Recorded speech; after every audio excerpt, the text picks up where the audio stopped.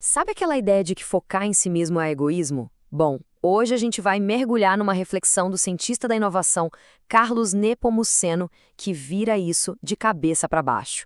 A busca pela nossa individualidade. Será que é um problema? Ou, na verdade, uma virtude? Vamos investigar isso. E para começar essa conversa, olha só essa frase do Stephen Covey. Ela dá o tom. A vida é a soma das escolhas pessoais. Se uma pessoa não assume a responsabilidade por si mesma, ninguém o fará. É forte, né? A responsabilidade é toda nossa. E isso é libertador, claro, mas também levanta uma questão bem delicada. Que é justamente essa. Será que desenvolver o que nos torna únicos, a nossa singularidade, é uma forma de egoísmo? Essa é a grande questão. Existe esse preconceito, né, de que olhar para dentro, para nossa essência, é ser egoísta. Mas será que é isso mesmo? Vamos desmontar essa ideia juntos? Para a gente entender isso a fundo, o primeiro passo é olhar para a própria palavra, egoísmo. Pensa bem, ela tem um peso enorme, quase sempre negativo. Mas o que a gente vai ver é que a história por trás dela é bem mais complexa do que parece. Pois é, o problema já começa aí. A palavra egoísmo é quase uma armadilha. A gente usa para tanta coisa diferente no dia a dia que ela acaba ficando vaga, perde o sentido. E aí fica difícil ter uma conversa séria sobre o assunto. E é aqui que entra uma perspectiva que desafia tudo isso, a da filósofa Ayn Rand. Ela dizia, olha, não tem contradição nenhuma entre buscar os próprios interesses de um jeito racional e, ao mesmo tempo, respeitar os outros. Na verdade, essas duas coisas não só podem, como devem andar juntas. Então, chegamos ao ponto central. E se o problema for que a gente está colocando tudo no mesmo saco? A proposta aqui é que não existe mas dois tipos de egoísmo. Duas categorias, completamente diferentes, com consequências opostas para a nossa vida e para a sociedade.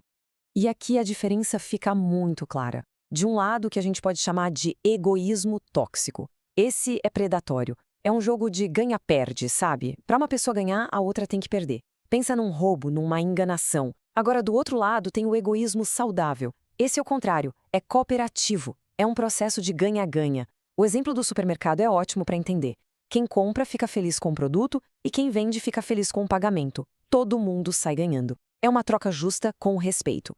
Essa ideia do egoísmo saudável fica ainda mais forte com essa outra frase da Ayn Rand. Ela basicamente coloca a busca pelos próprios interesses não como um defeito, mas como um direito fundamental, que vem direto do nosso direito de viver a própria vida. Ok, agora que a gente separou as coisas, vamos ver o que acontece na prática quando se vive esse egoísmo saudável, quando a gente abraça o que nos faz únicos. Quais são os ganhos? Olha, os benefícios começam no nível mais pessoal que existe. Quando uma pessoa está alinhada com suas vocações, com sua essência, o corpo e a mente sentem. Isso gera uma química positiva, sabe? Melhora a qualidade de vida e, quem sabe, pode até ajudar a viver mais. Mas o mais interessante é que isso não para no indivíduo. Pelo contrário, os benefícios transbordam para toda a sociedade. Parece um paradoxo, mas a coletividade precisa da individualidade. Pensa só, toda grande inovação, toda ideia que mudou o mundo, todo progresso, nasceu na mente única de uma pessoa. Vamos pegar um compositor como exemplo. Ele não cria uma obra-prima tentando copiar os outros. De jeito nenhum.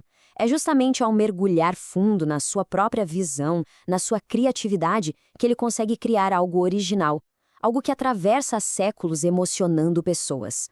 A individualidade dele vira um presente para todo mundo. Então, no fim das contas, a gente se depara com uma escolha muito séria. A maneira como a sociedade encara a individualidade define não só o futuro de cada um, mas o futuro de todos. E, basicamente, existem dois caminhos possíveis.